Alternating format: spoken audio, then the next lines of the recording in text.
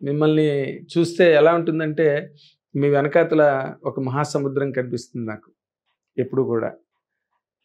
మీ career ప్రారంభమైన దగ్గర నుంచి నాకు దాదాపుగా తెలుసు. దాదాపుగా. ఏమి ప్రయాణాలు, ట్రైన్‌లు, ఏరోప్లేన్‌లు, కార్లు, ఒక ఊరు నుంచి ఒక ఊరికి అసలు ఏమి షూటింగ్‌లు, ఏమి హడావిడి చేసి అన్ని వందల సినిమాలు, ఏ సినిమా చేసినా హిట్టు, ఏ క్యారెక్టర్ చేసినా సూపర్ హిట్టు.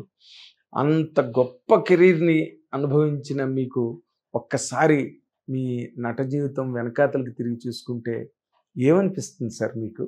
అలా చూస్తూ ఉంటానండి. ఆ! అనిపించేదేముంది, ఒక్కో ఫోటో చూస్తుంటే ఒక్కో సినిమా జ్ఞాపకం వస్తుంది. హ్మ్. ఆ సినిమాకి ఏం సాగినా మంచో చెడ్డో ఏదో మాట్లాడకూడదు అనుకుని గిర్రని తిరుగుతూ ఉంటుంది బ్రెయిన్‌లో. హ్మ్. ఏముంది, దాదాపు 40 ఏళ్ల జీవితం కదండీ! కరోనా దాకా బాగానే ఉందండి. హ్మ్. ఈ కరోనా అనే ఒకటి వచ్చింది కదా, హ్మ్. అప్పటి నుంచి కొంచెం బాగా తగ్గిపోయింది. సినిమాలు తగ్గినాయి. తగ్గింది కొంచెం.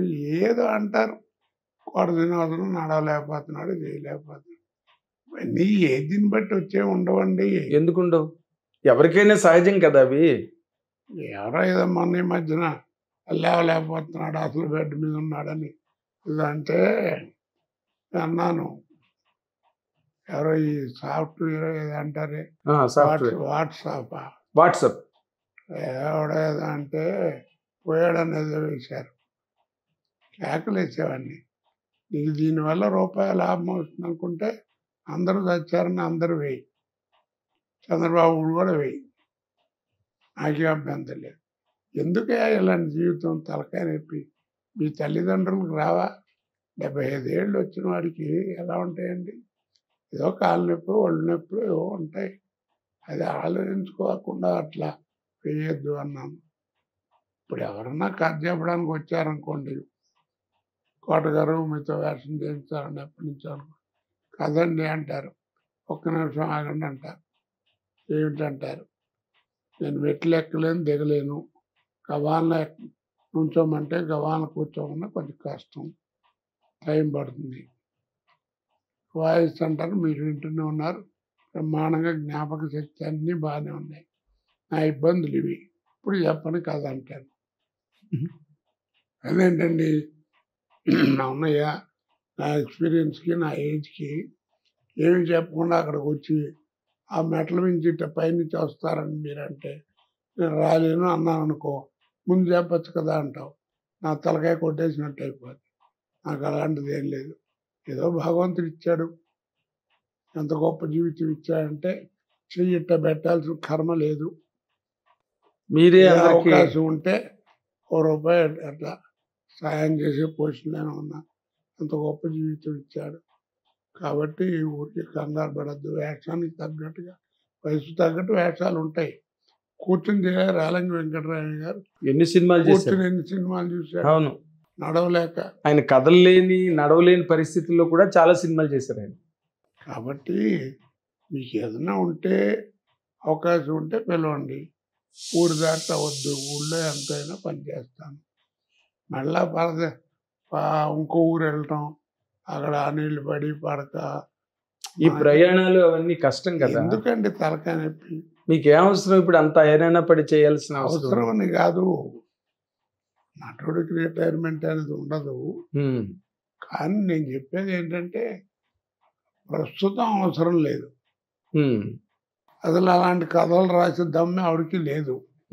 ఇప్పుడు ఎంతసేపు కొట్టుకోవడం, తిట్టుకోవడం, ఈ సర్కస్లు, పేద సాంగ్స్ కూడా డాన్సులు ఉంటాయి.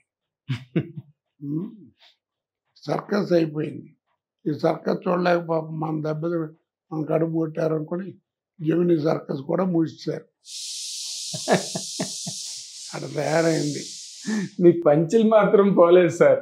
నిజంగా మీ సినిమా ఇండస్ట్రీలో మీరు షూటింగ్లో తక్కువగా కనిపిస్తున్నా, అసలు కనిపించకపోయినా కూడా మీ పంచులు మాత్రం అలాగ ప్రచారంలో ఉంటాయి, ఎప్పుడు సర్క్యులేషన్లో ఉంటాయి. నిజంగా అసలు మీకు ఈ టేస్ట్ ఎక్కడి నుంచి పుట్టిందండి?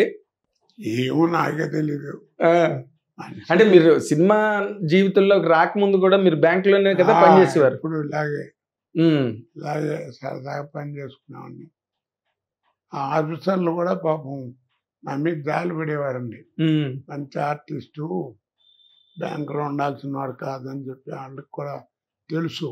ఉమ్, బ్యాంకు కాంపిటీషన్, బ్యాంకు ఫంక్షన్లు కాంపిటీషన్ అంటే బలానా రోజులు 2 రోజులు అంటే కోడి శ్రీనివాసరావు నాటకం ఎప్పుడుందో చెప్పండి అయ్యా, ఇప్పుడు వస్తామని అడిగేవారు. ఉమ్, ఫ్యామిలీతో ఆ రోజుల్లో 10 రూపాయలు ఖర్చు పెట్టిన ఆటోలు వచ్చేవారు. ఆ ఇమేజ్ ఉంది. ఉమ్, ఎప్పుడు నేను అనకూడదు కానీ మహానుభావుడు కొండా కృష్ణమూర్తి అని ఒక ఆఫీసర్ గారు ఉండేవారు. ఉమ్, ఆయన ఎప్పుడు నేను సార్ అని పిలవాల, ఉమ్. ఇగో మేస్త్రి ఇట్రా అనేవాడిని. ఆఫీసర్ని.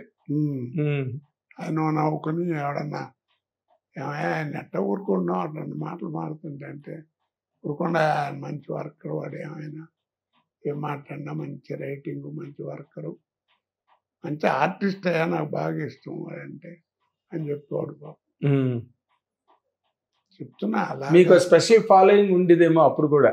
అప్పుడు కూడా లంచ్ అవర్ అంటే క్యాంటీన్ వెళ్ళి కూర్చుంటే చుట్టూ 10-15 మంది ఉండేవారు. ఉమ్, ఏవో ఆ జోకులు ఈ జోకులు చెప్పుకుంటూ ఆఫీసర్ లిమిటెడ్ చేయటం ఇలాగా చేస్తుంటే ఆఫీసర్ వచ్చి పిలిచేవాడు, రావయ్యా ఇంక వదిలిపెట్టు, టైం అయిపోతుంది రా రా అని పిలిచేవారు. Office hours. అందరినీ కేకలు వేసేవారు కూడా. నీకు కూడా బుద్ధి అన్నాడాయా, ఏంటి అంతసేపు ఆయన్ని. మీరు ఉద్యోగం చేయట్లేదు, ఆయన ఉద్యోగం చేయనివ్వట్లేదండి. ఏదో ఇప్పుడు మనిషికి ఒకటేనండి, అందరికీ మనిషికి భగవంతుడు ఒక టైం ఇస్తాడు. అవునండి. ఆ టైం వచ్చిందంటే ఇక టైం ఉండదు నీకు. నీకు టైం వస్తే టైం ఉండదు, అవును. సిండికి కూడా ఒక టైం ఉండదు. కాకపోతే ఏంటంటే ఆ పర్టికులర్ టైంలో మనం జాగ్రత్తగా ఉండాలి. ఎస్. ఆ టైంని పాడు చేసుకున్నాం అనుకోండి, ఇక టైంలో అడుగు తినాల్సింది. అవునండి. అది కాదు, జాగ్రత్త పడ్డాను, నాకు తెలియకుండానే భగవంతుడు అలా చేశాడు. ఏదో బిజీయో లేకపోతే ఏమైనా ఇక టాలెంట్ అను బిజీ అను ఏమైనా, దానివల్ల నాకు ఆ ఇబ్బంది ఎప్పుడు లేదు.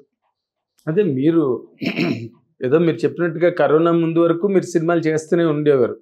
అవునండి. బట్ ఏ రోజున మీకు అసలు ఒక్క రోజు ఖాళీ లేకుండా వర్క్ చేశారు. రోజుకు 3 స్టేట్లు కూడా చేశాను. అవును, నాకు తెలుసండి.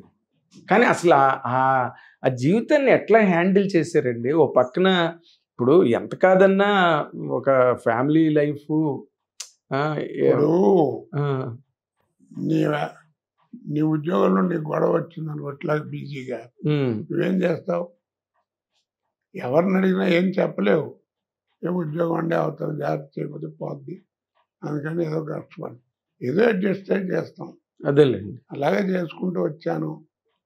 నెలకి 2 నెలలకి పిల్లల్ని చూడటం చేయటం ఇవన్నీ అందరికీ మామూలే. అందరికీ అంటే మీ టైంలో మీరందరూ ఒకలాగే ఉన్నారండి. ఎలాగ మీరు కానీ, బ్రహ్మానందం గారు కానీ, బాబు మోహన్ గారు కానీ, అంటే మీ కాంబినేషన్స్ అప్పుడు ఆ 3 ఇన్విటబుల్స్ అనేవారు. 3 ఇన్విటబుల్స్. 3 ఇన్విటబుల్స్. పరచుడు వెంకటేశ్వర అన్నాడు, 3 ఇన్విటబుల్స్ రా, వాళ్ళు లేని సినిమా లేదని. అంటే గొప్ప చెప్పడం కాదండి, ఓ సినిమా సక్సెస్ అయితే ఆ సక్సెస్కి మెయిన్ పిల్లర్లా ఉన్నాను కొన్నాళ్ళు. అవునండి. చాలా సినిమాలు. అది అదృష్టం అనండి. ఆ టైం భగవంతుడికి దా చెప్పాను. ఆ టైంలో జాగ్రత్తగా ఉండకపోతే ఏముంది. అంతేలేండి.